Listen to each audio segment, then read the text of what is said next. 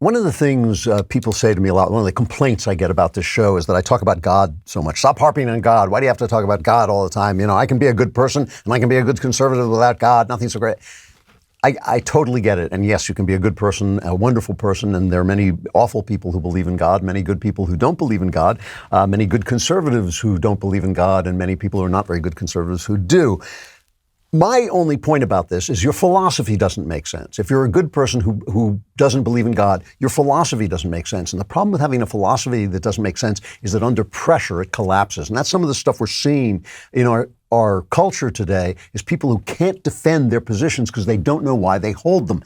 One of the things about God is that there is no objective good, moral good without God. And we do believe, no matter how we talk ourselves out of it when we're in philosophy class in school or on CNN, we believe in an objective good. And you have to look at it from the negative point of view. You have to think, can it ever be good to torture a child for your own personal enjoyment? Is there any series of systems, series of circumstances where to torture a child for your own personal enjoyment can be a good thing and not an evil thing? If every single human being on earth, except presumably the child, thought it was a good thing, still the child would be in the right and every single other person would be in the wrong. Morality is not actually relative. It's simply that we cannot approach it completely. We approach it by half measures. And in order for there to be something good, it has to be closer to an ultimate good, right? There has to be a direction leading to good and a direction leading away from good. And that ultimate good just can't be a thing. It's not a big statue saying, I am the good. It has to be a consciousness because good is a conscious choice.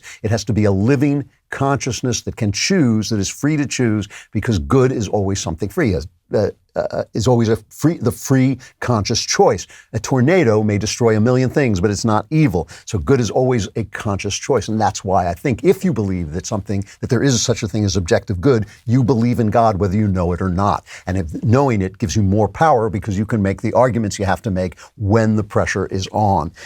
Without God, man is in relationship with nothing but himself. There's nothing to choose. He has nothing to choose. His desires are sovereign. He's just a piece of clay, so it's whatever the clay wants, that's the object of the exercise. And that's kind of the underlying assumption of the left. Leftism is a materialist philosophy. We believe that we are in relationship with something. And the reason our culture is stagnant right now, it's terribly, terribly stagnant because we've already done all the bad guy stories we can tell. We've told The Sopranos. We've told Breaking Bad. We've gotten all the bad guys that we can possibly do, and that's kind of interesting in the world, but we no longer know what the good is because we no longer know who God is.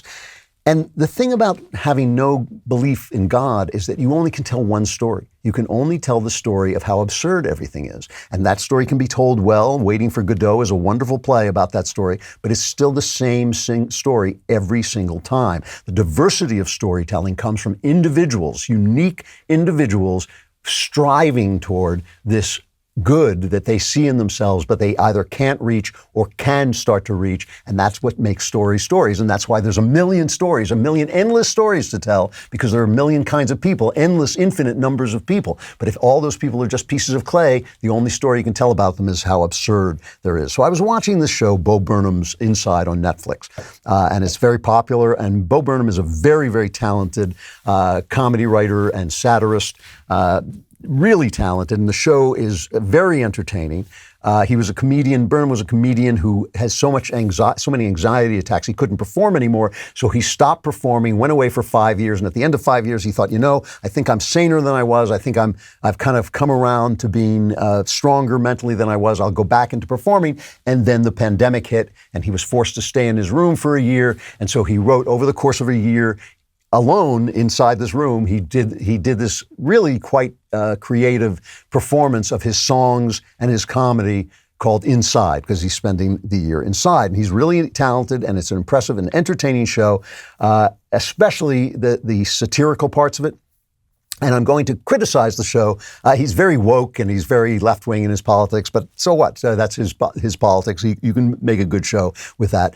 But still, there is something about the show that is that one story that we hear over and over again. Now, the satire is excellent. He has a song which is the masterpiece of the show called Welcome to the Internet. The whole show is, of course, he's living online because he's stuck inside. And here is his depiction of the Internet. Show us pictures of your children, tell us every thought you think. Start a rumor, buy a broomer, send a death threat to a boomer, or DM a girl and groomer, do a Zoomer, find a tumor in your, here's a healthy breakfast option. You should kill your mom. Here's why women never you. Here's how you can build a bomb. Which Power Ranger are you? Take this quirky quiz. Obama sent the immigrants to vaccinate your kids. Could I interest you in everything all of the time? Now, that's a great line. Can I interest you in everything all of the time? Because everything all of the time is nothing. And without God, without a moral framework, and you cannot have a moral framework without God. I know you some of you think you can, but you can't. Believe me. Without a moral framework, there's no distinction. There's no distinction between a quirky Power Rangers quiz and instructions on how to make a bomb. It's all about what take your choice. Take your choice. You're interested in everything all of the time. It really is good. That's really good satire and really funny. And his music is not the most original. It's a little bit repetitive, but still the writing is good, it's strong. And I just found it interesting. He did another song. The other really good song is called White Woman's Instagram, where he describes all the beautiful things that are on a white woman's Instagram page. Here's a little bit of that. An avocado,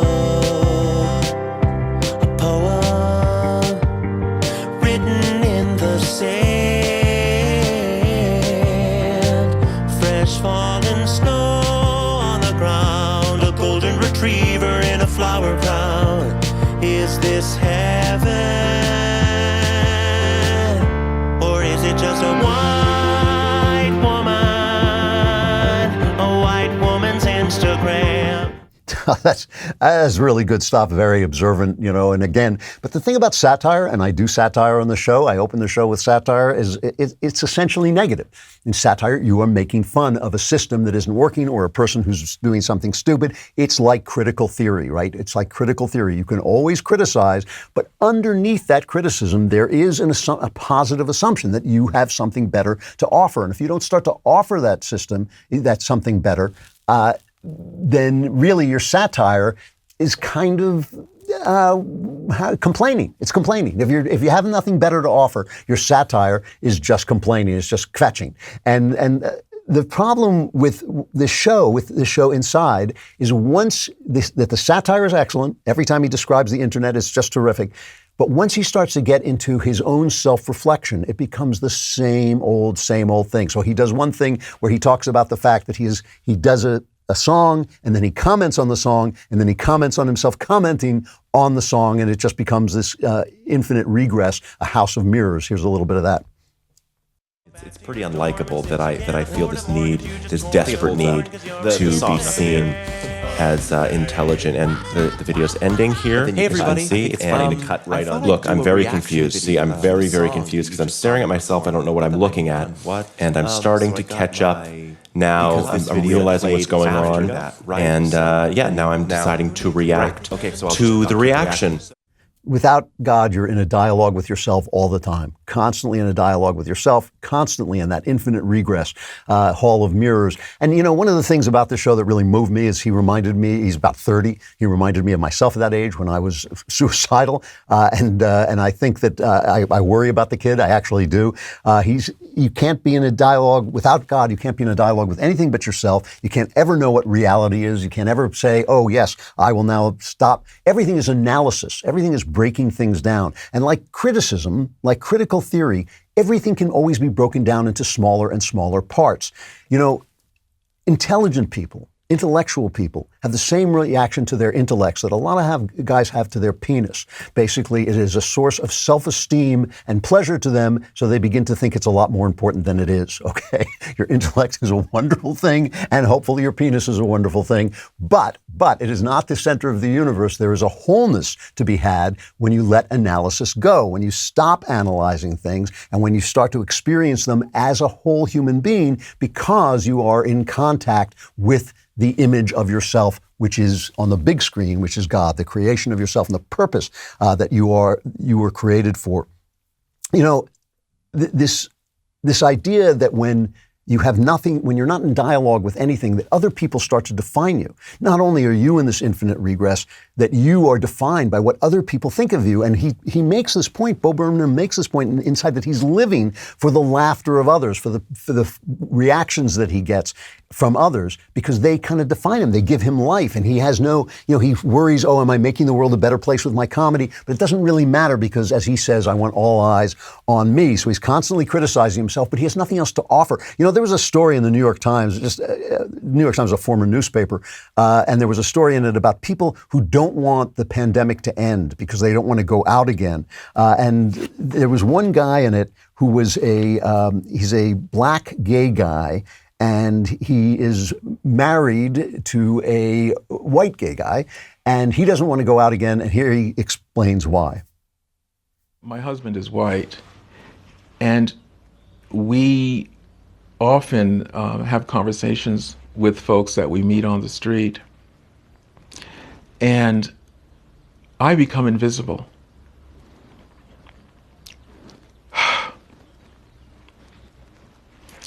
I go into a market and I'm either ignored totally or followed and watched. That's a microaggression.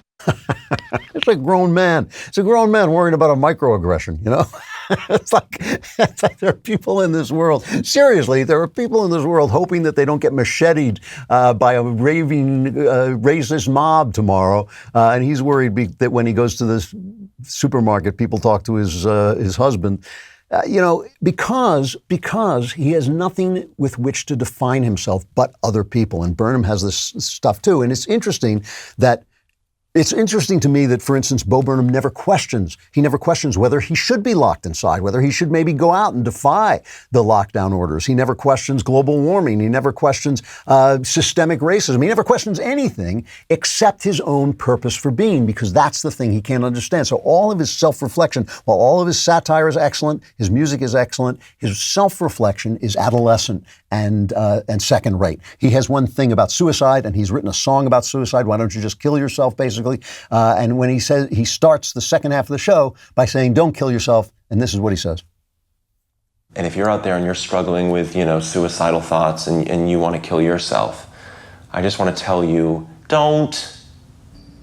Okay? Can you not, please? Just don't, all right? Quit it but really, don't kill yourself. You don't want to, because there are people that love you. That's not true necessarily, but there could be people that love you in the future, and just don't. I've had people close to me kill themselves, and I'll be honest with you, didn't love it. Didn't love that. So just don't. He can't even come up with a reason to live, and he's showing his picture of himself on a T-shirt worn by himself, looking incredibly bored and depressed by this monologue. It obviously reminds you of Hamlet asking himself to be or not to be, and Hamlet's only reason to live is because he fears that something after death might be worse than what he's in, and that's why he doesn't kill himself. But the whole point about Hamlet is he's one character in this panoply of characters that Shakespeare has created, each one of them in a different relationship with the moral universe. Hamlet in the Bo Burnham relationship. That's, as Shakespeare knew, without God, that's the only story. Hamlet is the only story you can tell, and you have to tell it over and over and over again. And that was my problem with Inside. I enjoyed it. I think it's worth watching. I recommend it. The guy is tremendously talented, and his satire is really, really good. But because he is of this generation that has a default atheism, that really hasn't thought it through, that has a default atheism, he has nothing to say about himself because he has no self. And that's the other thing about there being no God. There's not only no moral world without God, there's no inner world, no true inner world without God, and you have nowhere to go except deeper and deeper into your empty self.